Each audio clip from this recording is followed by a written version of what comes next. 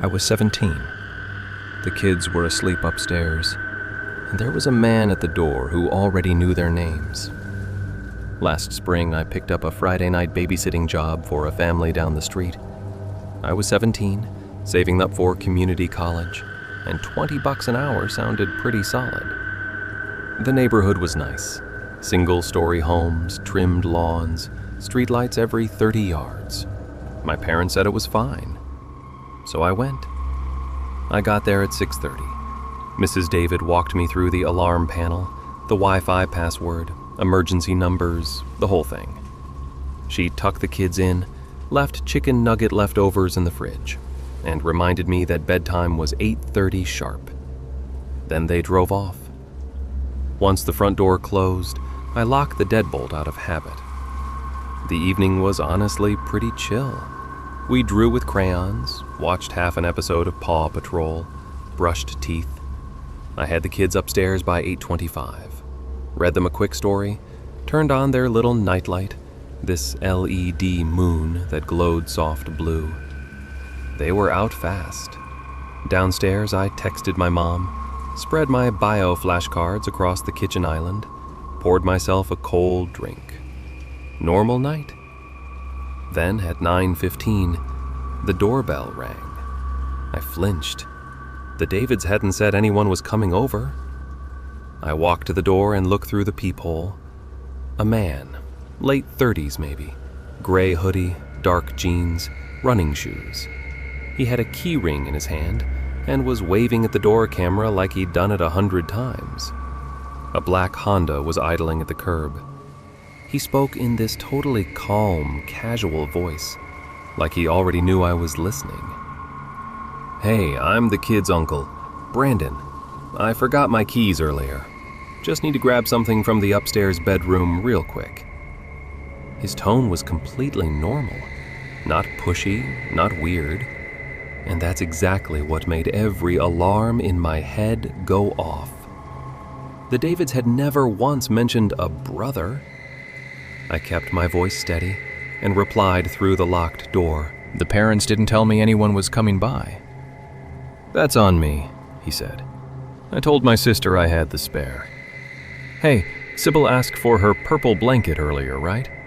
She always wants it when she's tired. And Tyler had mac and cheese before changing into his dinosaur PJs." I stopped breathing for a second.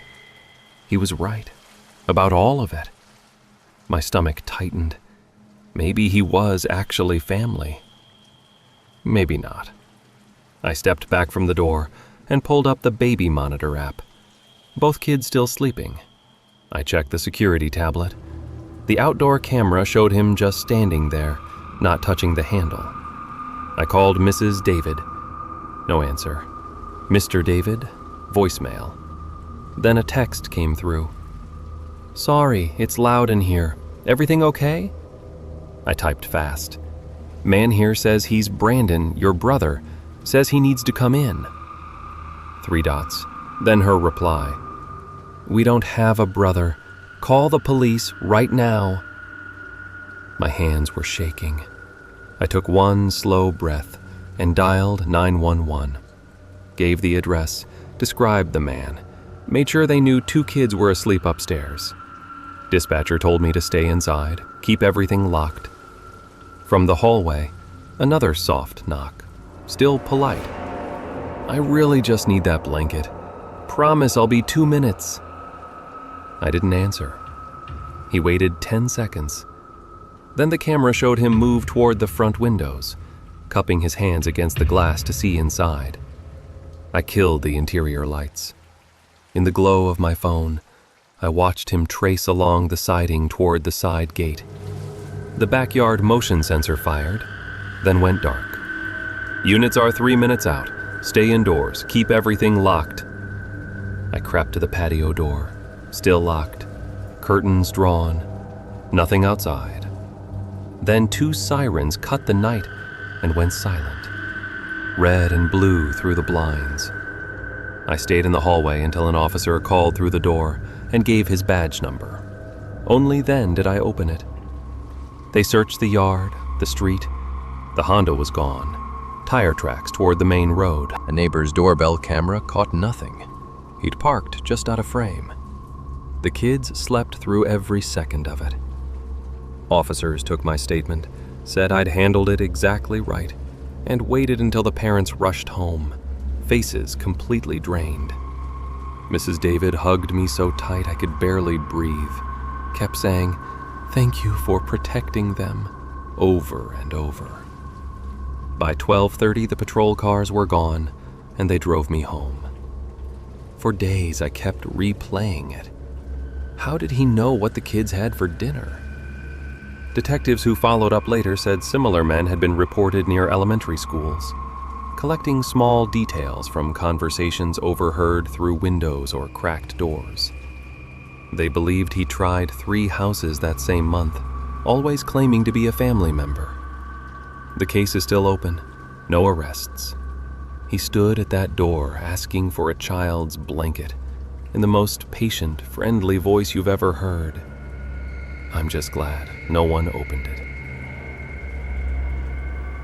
No flashlights. Total darkness.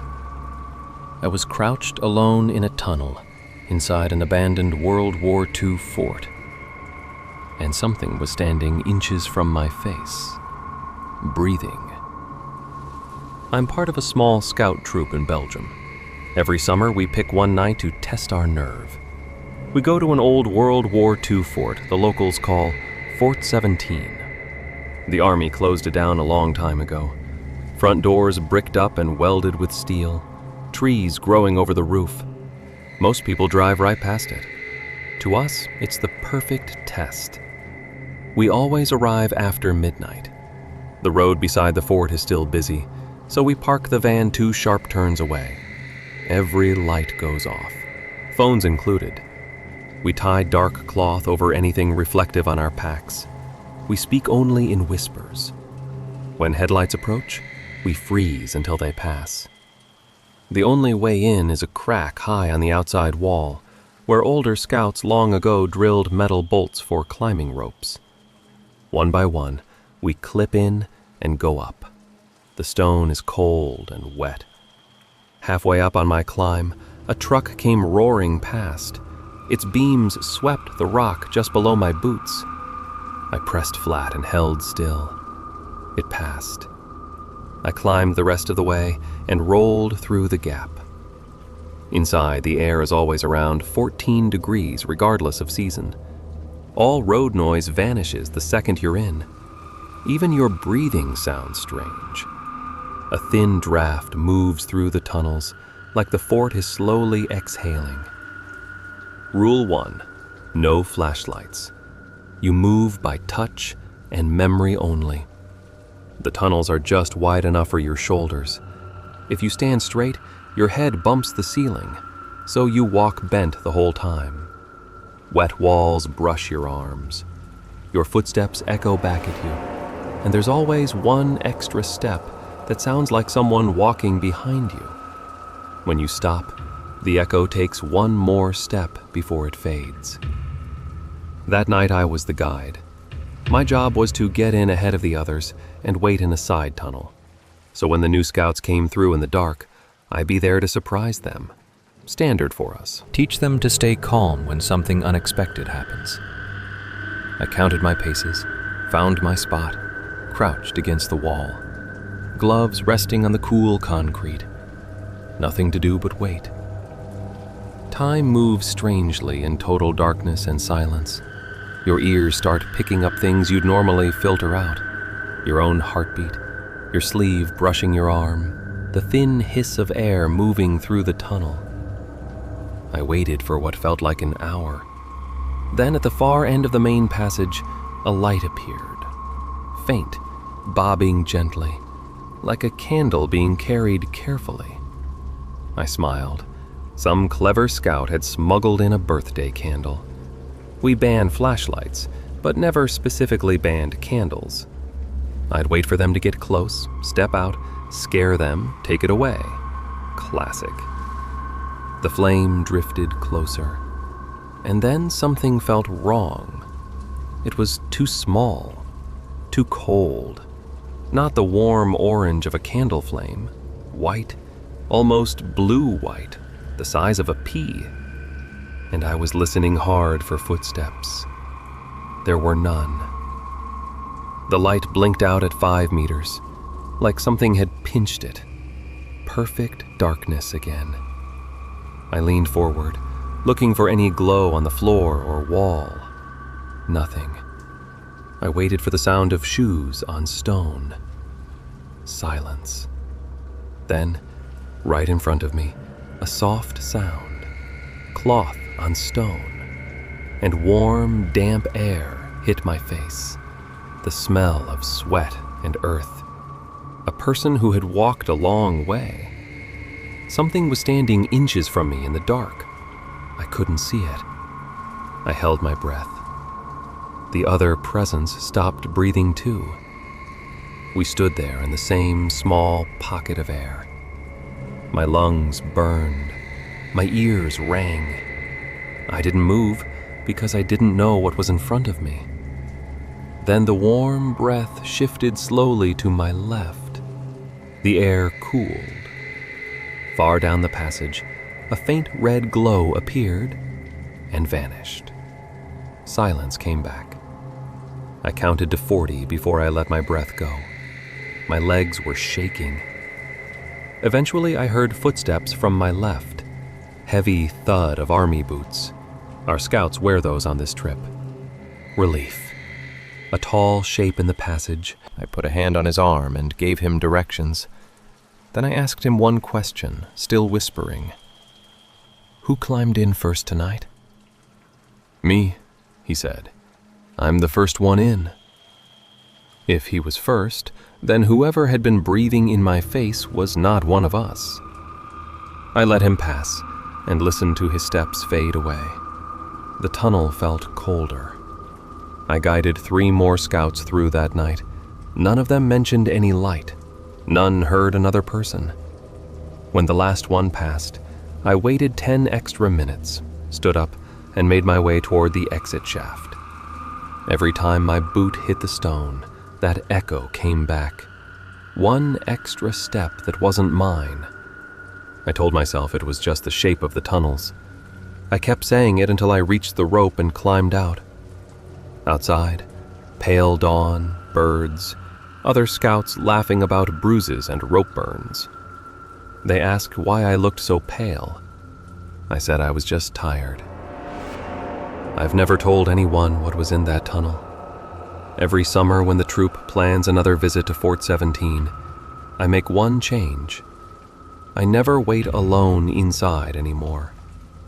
Whatever lives in those tunnels, I've heard it breathing.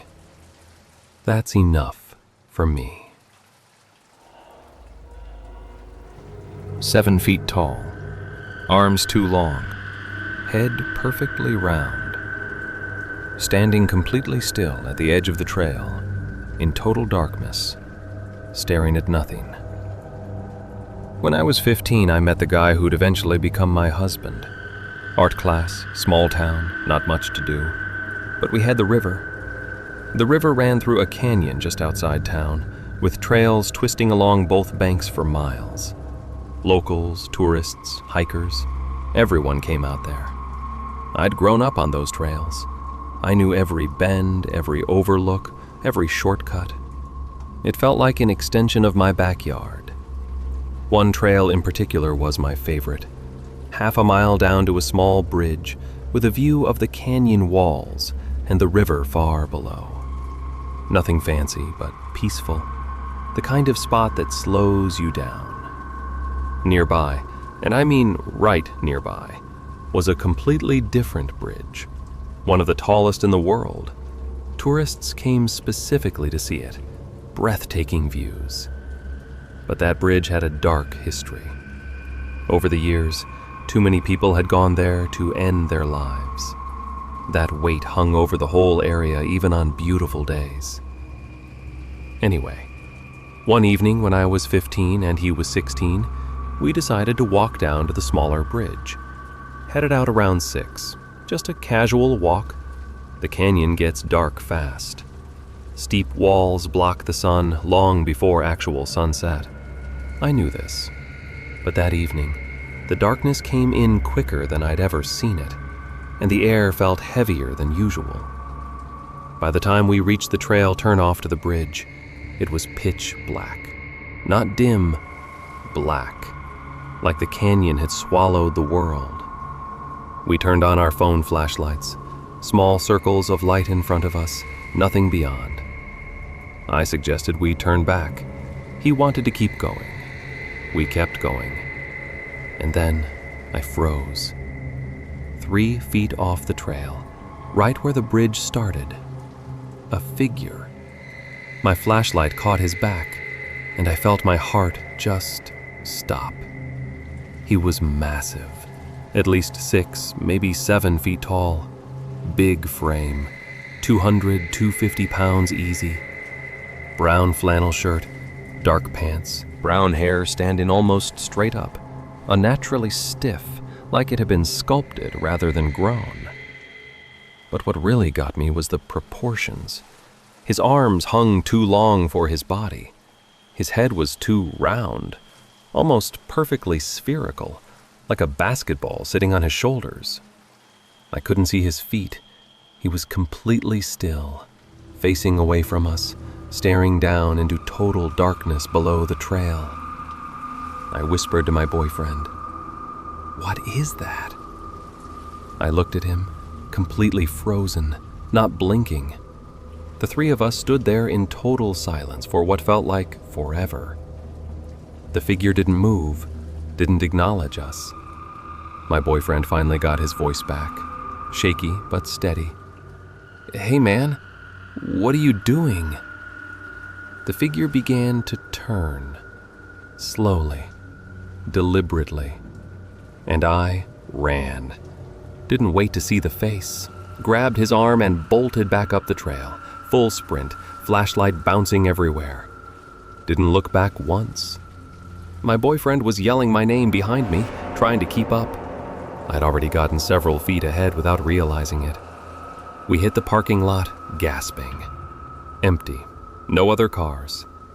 Drove the 5 miles back to town, with no cell service the whole way. My heart didn't stop until I saw the first street light. Neither of us said much. A few days later, I couldn't let it go. I convinced him to go back in the daytime with a group of friends. I needed a rational explanation. A coat on a post, a weirdly shaped rock, anything. We got to the spot. Nothing. No pole, no jacket, no rock formation, nothing. But then I looked at the ground where it had been standing. The earth dropped off sharply right there. A steep 4-foot decline down the slope. If that figure was standing on that ground, it wasn't 6 or 7 feet tall. It was closer to 8 or 10 feet. Whatever we saw that night wasn't just big. It was impossibly big. I've told this story to a lot of people, friends, family, strangers. Nobody has an answer. Was it a person? A trick of the light? Something else? I don't know. What I do know is that it was there. Standing perfectly still in total darkness, staring at nothing, as 2 teenagers walked straight toward it. The memory hasn't faded in all the years since. Some things you just don't unsee. The signs looked real. The road was real. The truck following me with its lights off was real. The problem? None of it was supposed to be there. My name is Leah. I'm 32, and I work as a nurse at a small hospital in upstate New York. 12-hour shifts most nights. I drive home on quiet 2-lane roads through stretches of woods and farmland. It's usually just me, my old Civic, and the radio. But last month, something happened on that drive that I still haven't fully processed. And I'm not someone who spooks easily. It was around 11:30 p.m., rough shift, completely exhausted. Route 12 is my normal way home. 2 lanes, trees on both sides, the occasional gas station. About 5 miles out, I came around a bend and saw it. Orange construction signs, cones blocking the road, a big arrow pointing left toward a side road I'd never taken. The sign read, "Detour, road work ahead." I groaned and turned onto the side road. Right away, something felt wrong. The road was barely wide enough for 2 cars. No streetlights, just dense trees pressing in from both sides and gravel crunching under my tires. I turned the radio off and drove with both hands tight on the wheel, watching for workers, equipment, orange vests. There was nothing, just the road disappearing into the dark. About 10 minutes in, my unease had turned into something sharper. No other cars. GPS signal dropping and rerouting every minute. The road kept twisting with no end. "This doesn't feel right," I said out loud. I checked my mirror. A truck, maybe 100 yards back, moving slowly. Its headlights were off. My stomach dropped. I told myself it was probably a local who knew the road, someone with a busted light. I sped up a little to put distance between us. The truck sped up too. I tried to stay calm, told myself I was overthinking it. And then I noticed something that ended that. There were no more construction signs anywhere. No cones, no barricades. The detour had just stopped. And now that I thought about it, I hadn't seen any evidence of actual road work back on Route 12 either. No torn up pavement, no machinery, just those signs at the entrance. I grabbed my phone to call 911. No service. The truck was still there, steady, matching me. I floored it. The truck kept pace. I was talking out loud just to hear a voice. "Okay, find a way back to the main road. You're fine." Then, up ahead, headlights coming toward me. I nearly cried. I flashed my high beams. A white SUV slowed and pulled over. I stopped, kept my engine running, and rolled my window down just enough to shout. "I think someone's following me. Truck behind me, no lights on, been tailing me for miles." The driver, a middle-aged guy with glasses, leaned out, concerned. He squinted behind my car, and his expression changed. "There's no truck," he said. I whipped around. The road was empty. He said he'd taken the same detour and already checked. There was no road work on Route 12. "Follow me back to the main road," I nodded. We drove 10 minutes. No truck in my mirrors. When we hit Route 12 again, the construction signs were completely gone. Not moved. Gone. Like they'd never been there. I thanked him and drove home with every lock I had engaged the second I got inside. Next morning, I called the sheriff's office. No road work scheduled on Route 12 that night. No authorized detour. When I searched online, I found posts from other locals describing almost the exact same experience. Fake detour signs, vehicles following with lights off, roads that led nowhere. Some called it a prank. Others said worse. People using fake detours to funnel solo drivers onto isolated roads. Someone put up those signs and waited. I got lucky because another driver happened to come through. Alone on that road with no cell service? I don't want to think about what comes next. He was a customer during the game. He was still there 30 minutes after it ended. And by the time I got to my car, so was he. My name is Ella. I'm 17. I work at a soccer stadium. I'm not going to say which one. I work in the main club section, which is basically a VIP area on the east side of the stadium. Members pay for access, food, drinks, good sidelines. On normal game days, I know most of them by name. But for the big games, The club fills up with people I've never seen before and will never see again. This was one of those games. Big matchup, high tension, full house. Everything was normal until right before halftime. Members flooded back inside from their outdoor seats, and I was behind the bar running the soda machines, trying to keep up with a line that wouldn't quit. An older man came up, 60, maybe 70, gruff voice. I asked what he wanted. Coke. I poured it, turned back to the next person, and noticed he hadn't moved. "Straws are right over there," I said, pointing down the bar. He didn't move. He was staring at me. Finally, he walked off. Not long after, he was back. I asked if he wanted a refill. He said, "How old are you?" I gave him the company line. "I'm not allowed to say. Policy." Trying to shut it down. He smiled, looked at my name tag, and let out a slow chuckle that genuinely rattled me. Ella. Pretty name for a pretty lady. Drunk guys flirt with stadium staff. It happens. I smiled and moved on. Told my coworkers about it in the back. They laughed it off. Uncomfortable, but not unusual. I didn't see him the rest of the game. After the final whistle, we started cleaning up and heading downstairs with dirty dishes and linen. I was pushing the cart, walking at the back of the group, when I saw him, standing near the bathrooms, watching all of us. The game had ended 30 minutes ago. Why was he still here? This area wasn't near any exit. My gut shifted.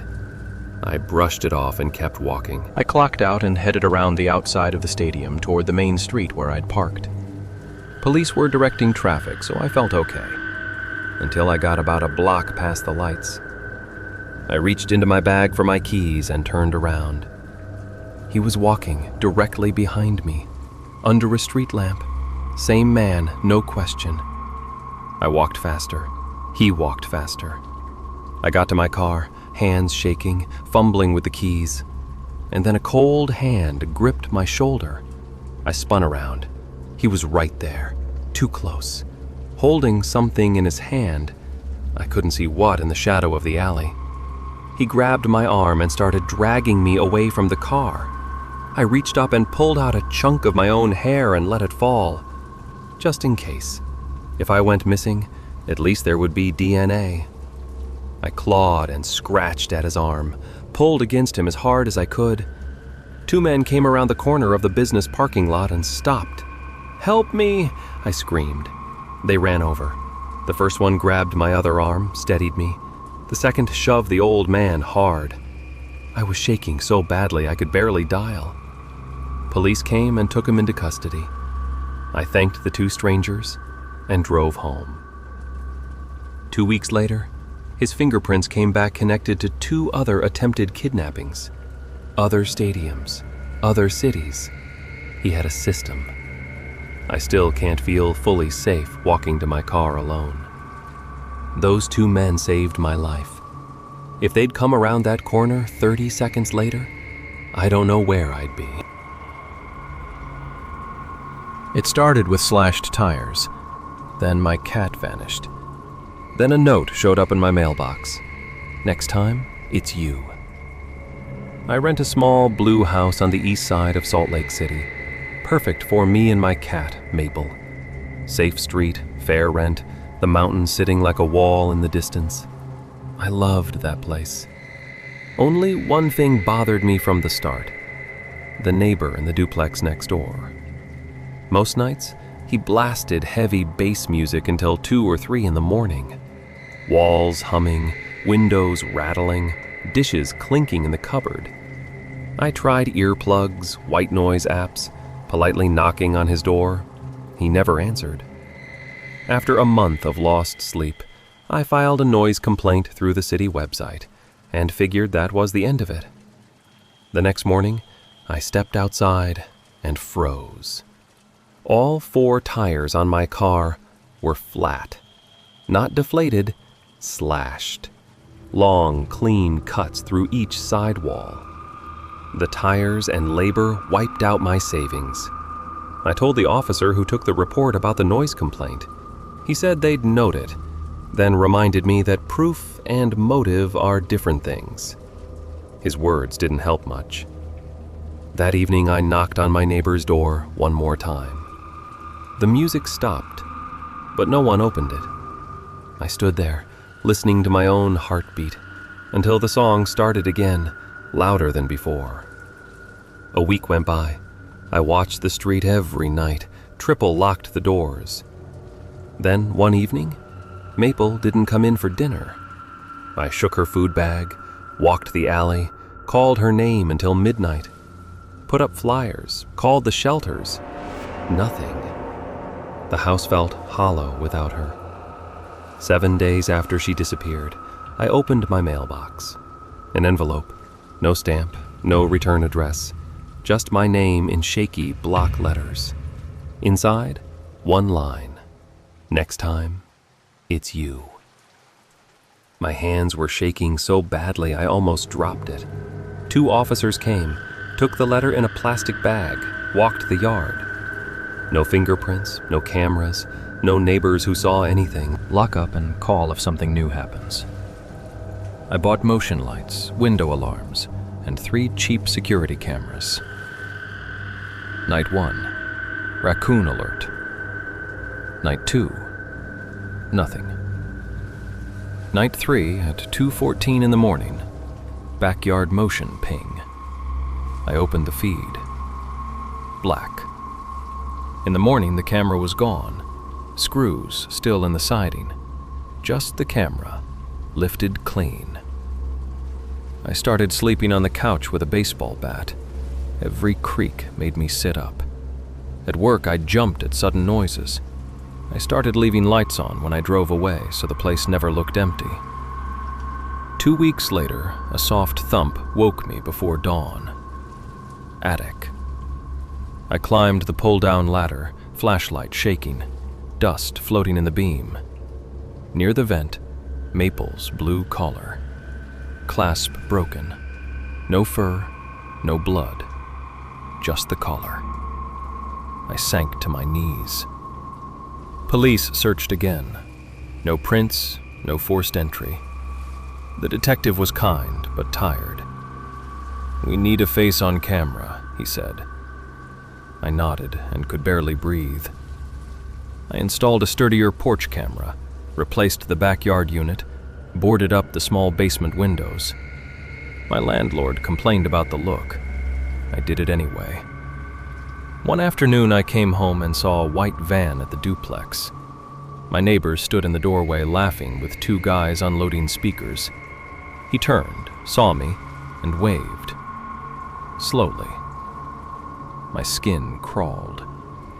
I sat in my car for 10 minutes before I could walk inside. Made a list. Sell the house, move, find a second job if rent is higher.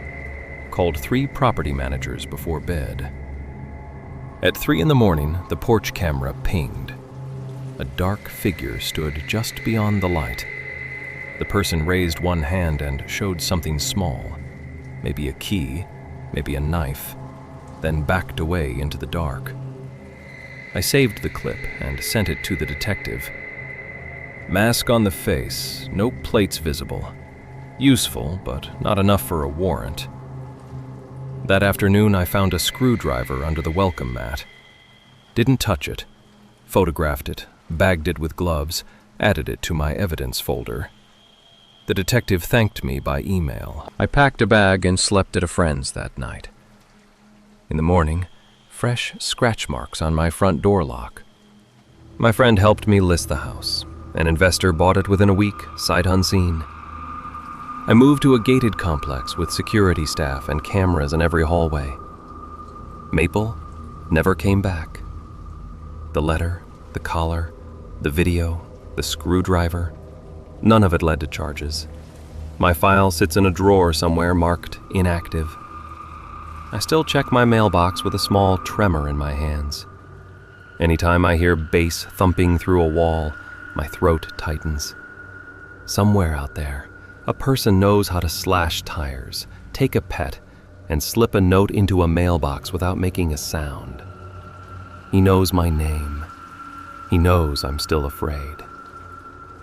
Some nights I think I hear Maple. I wonder if he's waiting for next time. I've always loved camping. The smell of pine, the crackle of a fire, the quiet you only get when you're deep enough in the woods. It's where I feel most like myself.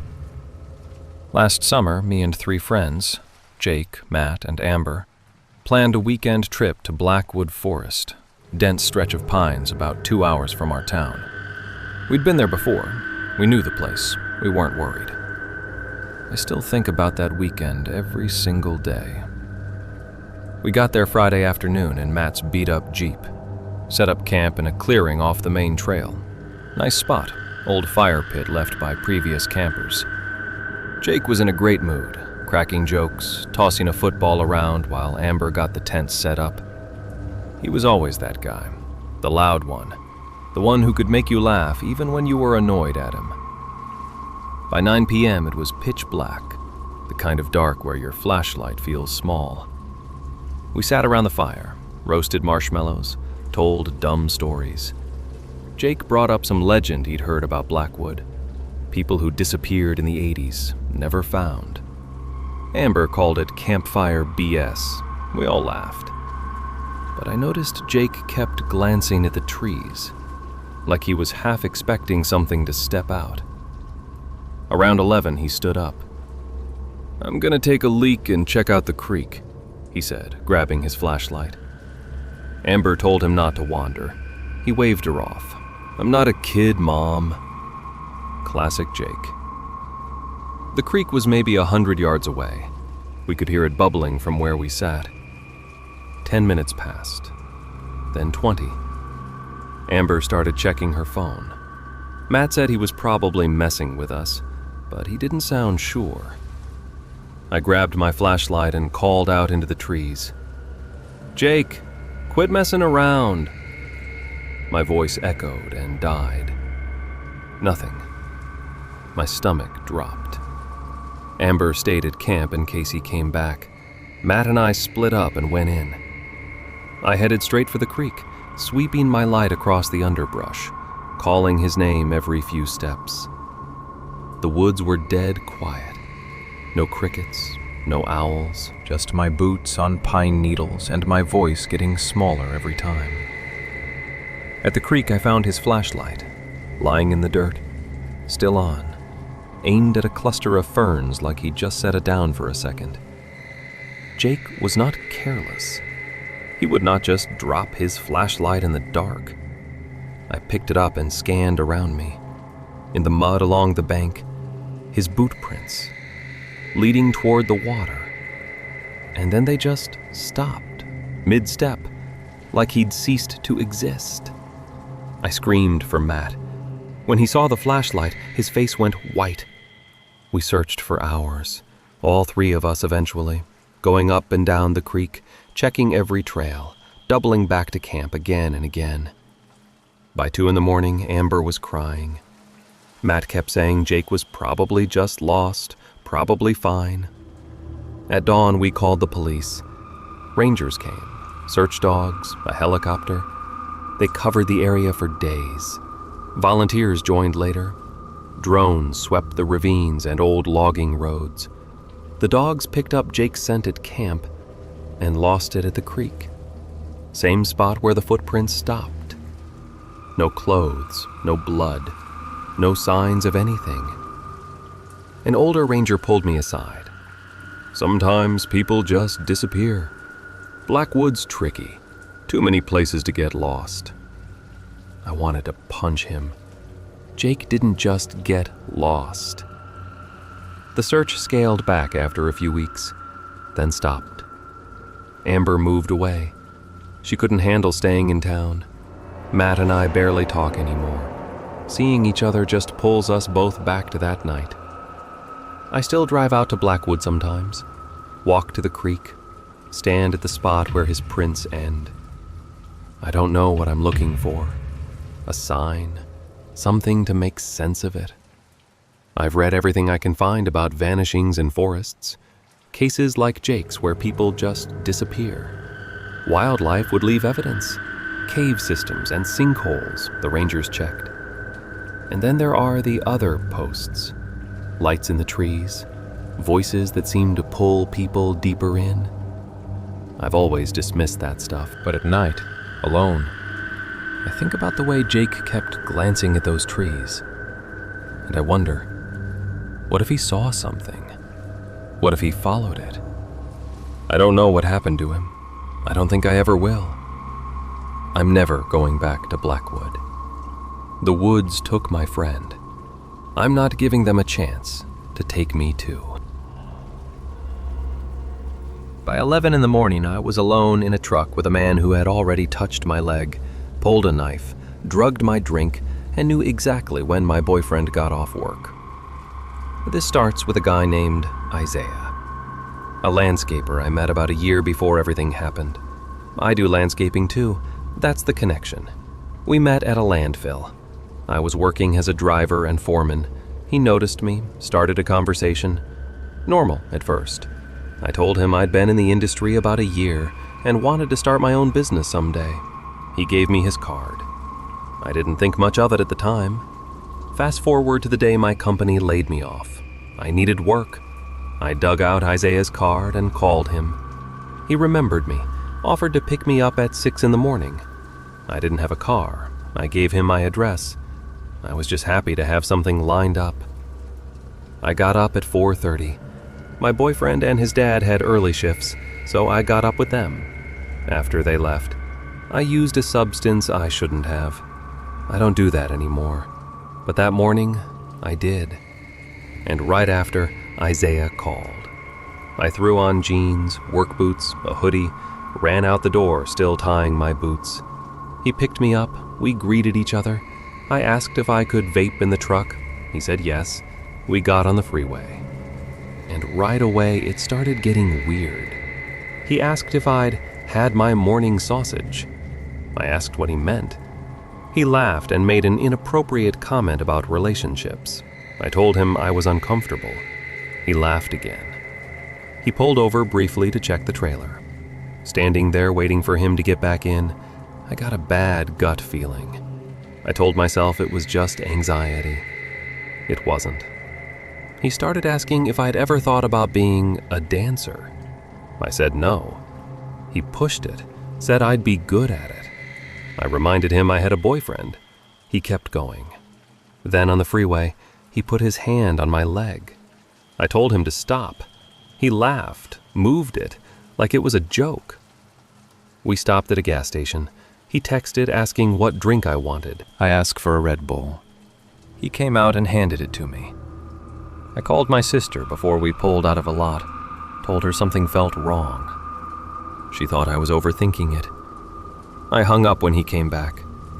Back on the road, he reached into the glove box and pulled out a knife. Told me to be quiet. Then immediately said he was joking. It was for cutting fruit. I laughed because I didn't know what else to do. We worked 2 jobs at a gated community. He kept invading my space, making comments about my appearance. I was texting my sister the whole time. He noticed and asked who I was texting. I lied. By mid-morning, the fear had fully landed. I was deep in a neighborhood I didn't know. No car, no cell service, with a man who'd touched me, threatened me, and watched everything I did. Then he said something that stopped me cold. He mentioned that my boyfriend wouldn't be off work for another 3 hours, and named his company. He'd researched me before that morning. He knew my schedule. He suggested we get a hotel room. I started messaging every family member I could reach. My hands were shaking so badly I could barely type. Eventually, we got back into town. I'd been feeling off for a while, heavier than I should have been, slower. When we drove past my house, I saw my mom and grandma standing outside. I couldn't say a word. We kept driving. We passed the police station. That's when I remembered. You can text 911. I did. Typed my name, my age, what was happening, our location. They responded, asked where we were. I gave everything I had. He asked if I was tired. I said no. He'd already drugged my drink. I just didn't know it yet. Whatever I'd used that morning must have partially blocked the effect. He offered to stop for another drink. I said yes, hoping for an opening. He warned me not to run when we stopped. I stayed in the truck. At the next stop, he let me go inside for food. I walked in, knocked things off shelves on purpose, made eye contact with a clerk, went to the bathroom, locked the door. Another woman was inside. I told my ex everything out loud so she could hear. She knocked after a minute, said the bathroom was closed, and positioned herself at the door. Police knocked shortly after, told me it was safe to come out. I hugged an officer, couldn't help it. Outside, Isaiah's truck was surrounded. He tried to come near me. They stopped him. I told them everything. They tested the Red Bull. It came back positive for sleeping pills. And still, it was treated as a he said, she said. They drove me home, told me to lock up, took my clothes for evidence. My parents came and I finally let myself cry. That was a few years ago.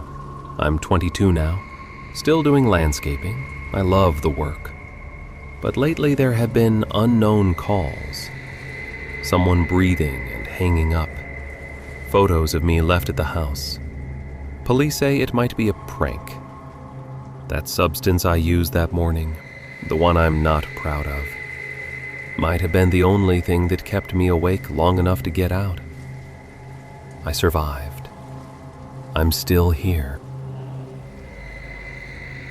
I'm a security guard at a small airport in Germany.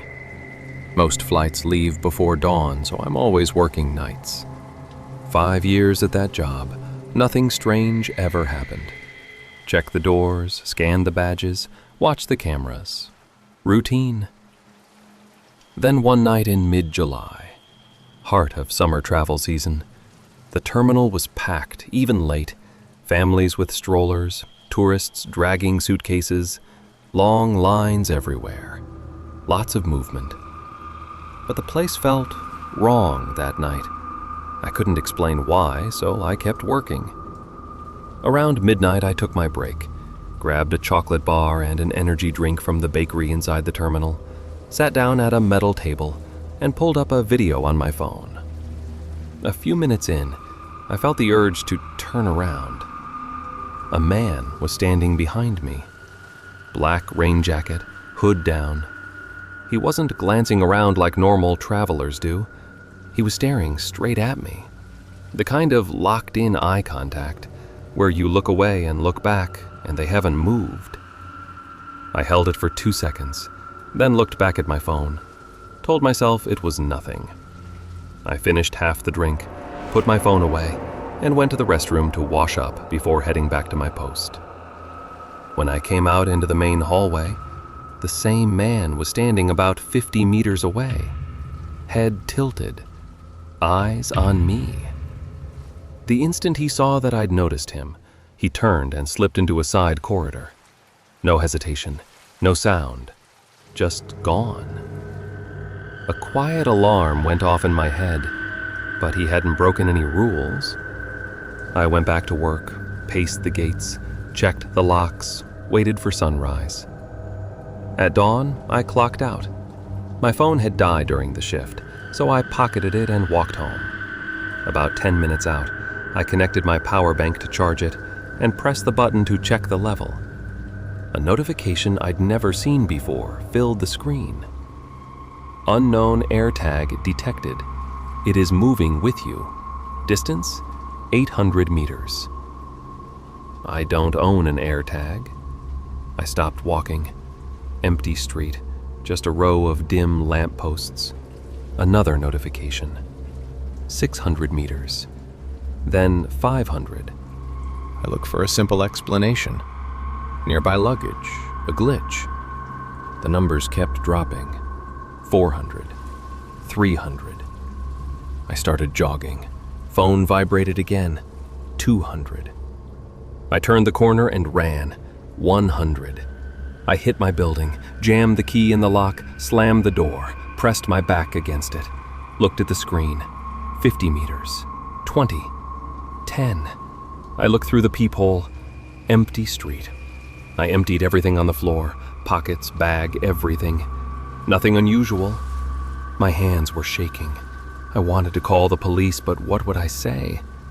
I told myself I was overtired. Changed clothes, lay down, put on a horror story video to relax. I remember the first few minutes. Then I was out. Sometime later, I awoke in the dark. The video had ended. The home screen was glowing. One notification waiting. Unknown AirTag detected. It is moving with you. Distance, 2 meters. 2 meters meant inside my room. I couldn't move. I locked the phone. Screen went dark. Eyes adjusted. At the foot of my bed, next to the wardrobe, the outline of a man. Black rain jacket. Same face. Staring. A rough sound came out of me. Something involuntary. He stepped back, opened the door, and was gone before my feet touched the floor. Police came, searched the whole apartment. No fingerprints, no tracker found, just one wet footprint near the bed. Door frame undamaged, only key was mine. They told me to stay with a relative. Next morning I came back with a locksmith. New deadbolts, camera above the door. Then we turned my backpack completely inside out on the kitchen table. At the bottom seam of an inner pocket, hidden under the lining, was a small white plastic disc, smaller than a coin. An AirTag. Someone had sliced the fabric, placed it, and re-glued the seam so perfectly I'd never felt it. He had been close enough to reach into my bag without me noticing. Maybe at the bakery. Maybe when I was checking my watch near the exit. I'll never know. He got into a locked apartment and left almost no trace. If you ever feel watched, don't talk yourself out of it. I was lucky. The next person might not be.